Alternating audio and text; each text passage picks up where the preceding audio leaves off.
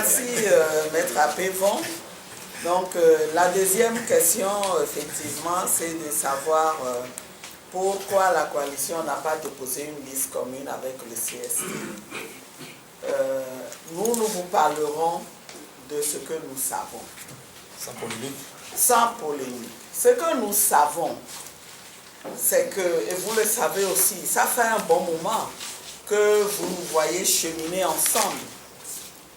C'est vrai qu'au début, à la création de Arc-en-Ciel,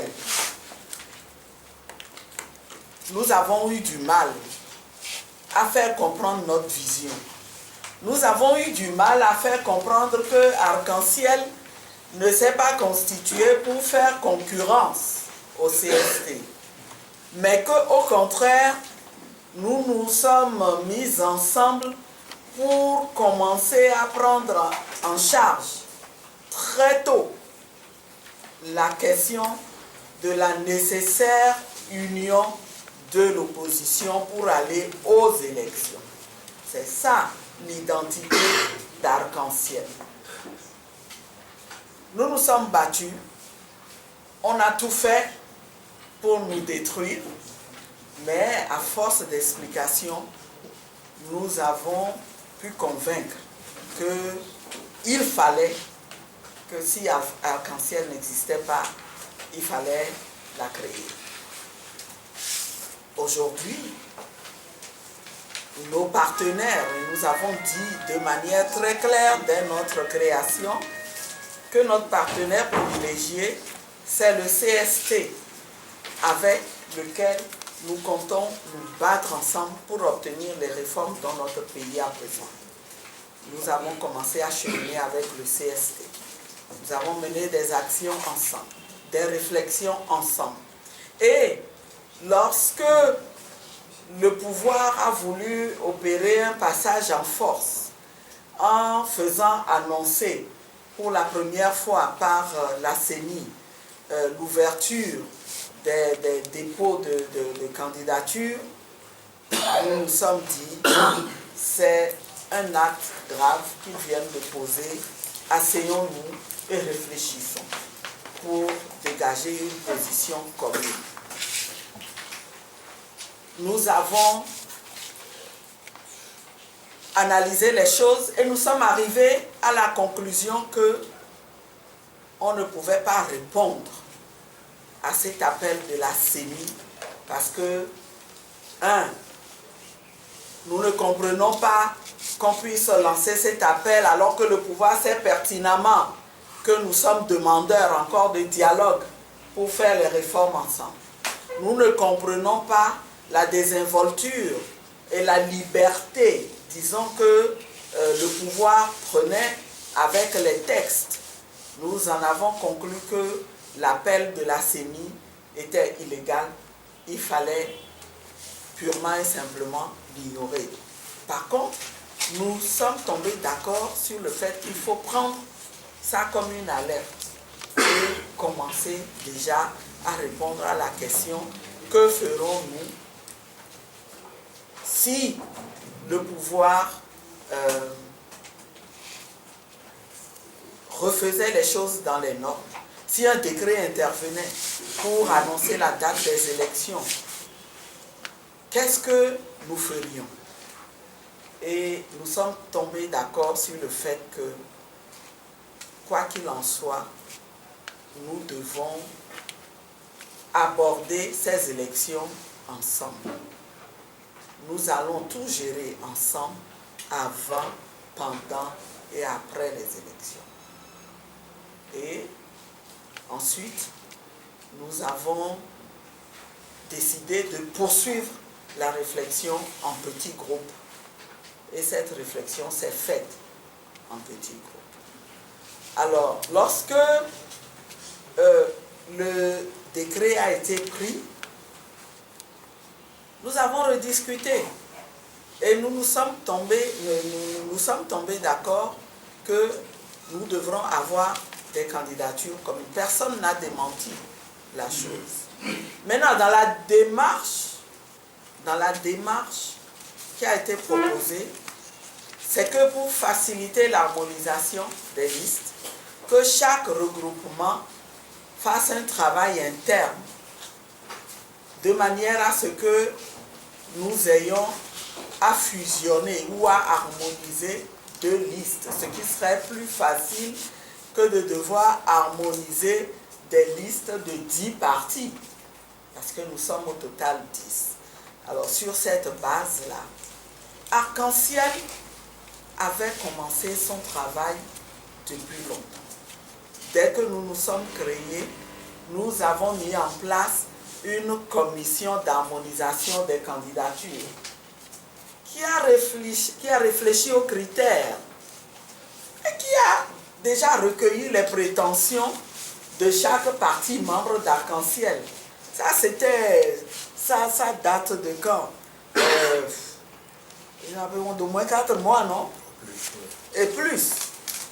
Mais la commission a fait son travail et s'est arrêtée à un niveau donné, en se disant, comme nous envisageons d'élargir la base de l'Union, ne finalisons pas tout pour être obligés de recommencer.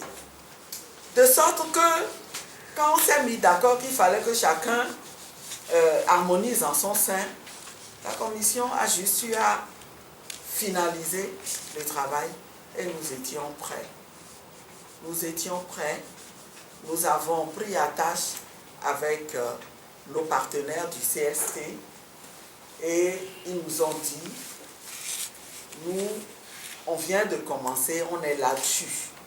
Dès qu'on finira, nous vous approcherons et on fera l'harmonisation. Je dois vous dire qu'il ne se passait pas un seul jour où Maître Apévon ou moi, nous n'avions pas de discussion avec le coordonnateur du CST qui nous informait régulièrement de l'état d'avancement des choses. Et nous étions confiants que nous pourrions faire cette harmonisation. C'est simplement la veille du dépôt des candidatures que nous avons commencé à nous inquiéter, parce qu'on se disait, même en 2 jours, en faisant un peu de forcing, on pourra harmoniser. Alors le lendemain, on a appelé, le dernier jour, on nous a dit qu'il restait encore quelques préfectures, et le soir à 20h, moi j'ai reçu un coup de fil du coordonnateur qui m'a informé que les discussions s'éternisaient et que le CST était encore en train de discuter de la liste de Lomé. Mais lui, devant voyager, il s'est trouvé dans l'obligation de les quitter et il nous conseillait finalement, comme on n'a pas pu faire cette harmonisation, d'aller déposer nos listes. Quand le CST aura fini dans la soirée, le CST ira déposer ses listes. Nous avons encore attendu, ici même, nous sommes retrouvés. Et c'est comme le texte vous le disait, finalement, à quelques minutes de la clôture que nous avons déposé nos candidatures. Ça, c'est ce qui est, c'est ce que nous savons, que nous vous disons. Maintenant, le reste, vous pouvez faire des analyses. Quand vous posez la question de savoir, est-ce qu'il n'y a pas un problème de leadership ou un problème d'intérêt, nous vous disons que c'est sans arrière-pensée et par conviction. Notre conviction est forte que nous devrons élargir la base de l'unicité de candidature et faire en sorte qu'il n'y ait qu'une seule liste de l'opposition face à la liste de l'adversaire. Nous connaissons notre adversaire. Nous n'avons pas d'adversaire ailleurs qu'à unir. C'est unir, RPT, notre adversaire. Maintenant, si des gens ont des arrière-pensées ou font des calculs partisans, nous on ne peut rien vous dire. Mais vous êtes Togolais, vous êtes des journalistes, il me semble que votre rôle aussi, c'est de faire des analyses. Hein? Nous, on vous livre les faits. Et si, dans l'une des questions, vous disiez, est-ce que vous aviez l'air de dire, comment pouvez-vous croire en ce terme convenu-là, alors même qu'on vous traite de rassemblement, regroupement de partis qui vont disparaître. Alors, si c'est vrai, nous ne savons pas hein, que c'était cette image que certains veulent donner de nous.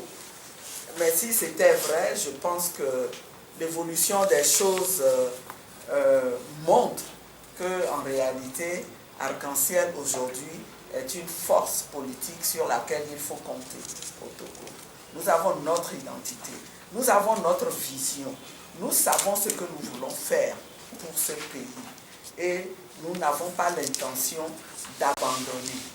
Nous aussi, nous avons des attaches avec les populations et nous savons que cette vision que nous avons, c'est une vision qui est épousée aujourd'hui par la majorité des Togolais.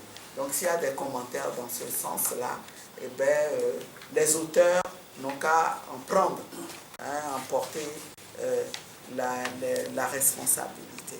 Voilà un peu ce que je voulais vous répondre. En ce qui concerne la deuxième question, je ne sais pas si parmi les collègues vous voulez ajouter quelque chose. Il y a deux dernières questions. Il y a deux autres questions. La question sur le dépôt à titre conservatoire. Hein, si vos exigences ne sont pas prises en compte, est-ce que vous n'irez pas aux élections ou bien vous irez sans le CST? Voilà. Tu veux répondre? Bon, bien sûr, la question à savoir si les exigences que nous avons formulées par rapport au dialogue, une CENI équilibrée et autres, n'étaient pas satisfaites. Serions-nous prêts à aller aux élections seuls ou avec nos amis du CST? Reste une question quand même très importante et d'actualité. Le président Apemon, dans son développement, vous a dit un peu l'attitude du gouvernement qui consisterait à nous mener vers un boycott possible des élections. Dans cette perspective-là, qu'est-ce qu'ils feront pour ne pas nous conforter également, nous autres, dans la position défaitiste de dire au fond on n'a rien eu, on s'en irait. Il nous viendrait avec vous, journalistes qui êtes faiseurs d'opinion, d'analyser à un moment donné quel serait l'intérêt de notre pays par rapport à l'évolution de ce que nous aurons obtenu ou manqué d'obtenir dans cette perspective des élections. Parce que le problème, vous dire aujourd'hui non, nous n'irons pas aux élections sur les APA et demain nous retrouver en course, on vous aura menti. Vous dire non, on est prêt à aller, quel qu'en soit le prix, on vous a également menti. Chaque situation appelle une réponse qui est propre au moment par rapport aux intérêts de la population. Maintenant, nos amis d'en face, quelle est leur position par rapport à ça pour le moment? On n'a pas rompu les amarres, on continuera de ne pas discuter. Pour nous, aller aux élections comporte plusieurs aspects. Il y a les listes communes, il y a également la gestion des élections. Même si on est obligé aujourd'hui, par extraordinaire, d'aller aux élections avec des listes différentes, rien ne nous empêche d'avoir une bonne gestion des élections qui vont arriver. Là-dessus, nous serons obligés de nous retrouver pour voir qu'est-ce qu'il faut faire pour empêcher qu'on ne nous vole à ce niveau. Le dialogue peut-il se poursuivre pendant que nous attendons ces élections-là, si elles doivent être repoussées ou pas? Si le dialogue se poursuit, vous connaissez que sur chacun des points de nos exigences pour le dialogue, on n'a pas de divergence avec nos amis. Mais de ce que nous obtiendrons par rapport aux réponses du gouvernement, on appréciera. Ces questions-là aujourd'hui relèvent d'une certaine perspective qu'il faut inscrire dans l'évolution des prochains jours, qu'on évaluera ensemble avec vous. C'est tout ce que je peux dire à ce niveau-là, pour vous dire que la coalition Arc-en-Ciel n'a pas à... Nous n'avons pas de complexe vis-à-vis d'aucun groupe. C'est un groupe de partis politiques responsables qui disent ce qu'ils font et font souvent ce qu'ils disent. C'est ce que je peux dire. Merci beaucoup. Autrement dit, nous serons encore une fois très pragmatiques. Maître Apevon vous l'a dit tantôt. En politique, il faut souvent évaluer les choses et voir quoi faire. Si vous devez continuer à maintenir la même stratégie ou si vous devez mettre en place une autre.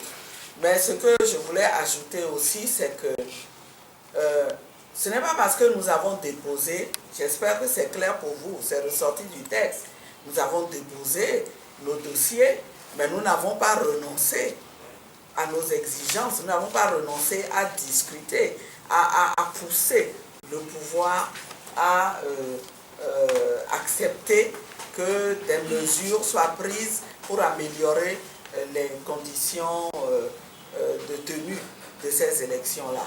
Donc, les pourparlers sont toujours en cours. On n'a pas rompu les ponts. Les discussions continuent. Et nous avons bien dit que nous continuerons ensemble avec le CST à rechercher les meilleures conditions. Et puis, le moment venu, nous évaluerons.